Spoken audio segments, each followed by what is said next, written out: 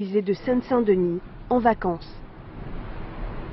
Comme je vous l'annonçais tout à l'heure, on va se pencher maintenant sur la saison touristique en France. Bien sûr, il est un petit peu tôt pour un bilan définitif, mais c'est très bien parti. La fréquentation est en hausse, de même que les dépenses des vacanciers. Victor Frédéric.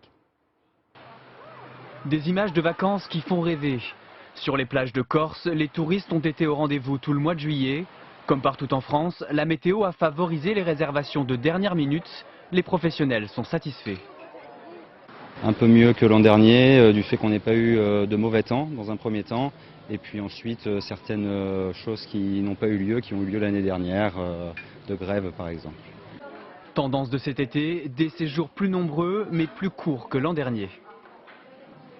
Comme le séjour est très court, de plus en plus, ça se réduit à une semaine.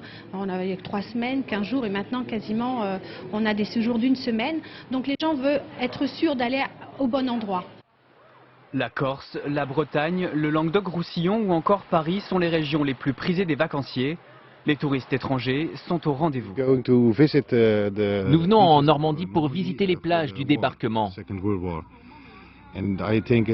pense que c'est important que les enfants comprennent ce qui s'est passé. Des touristes étrangers, mais aussi français. Ils sont 18,8% de plus qu'en 2014 à avoir choisi de rester en France. Une conséquence directe de l'instabilité dans les pays du sud de la Méditerranée. Près de 500 000 Français qui envisageaient de partir à l'étranger et ont décidé de rester dans l'Hexagone car la destination France apparaissait comme beaucoup plus sûre que les destinations étrangères. 6 juillet est déjà une réussite. Les professionnels du tourisme espèrent voir ces bons résultats se poursuivre. En France, le tourisme génère chaque année près de 8% du PIB.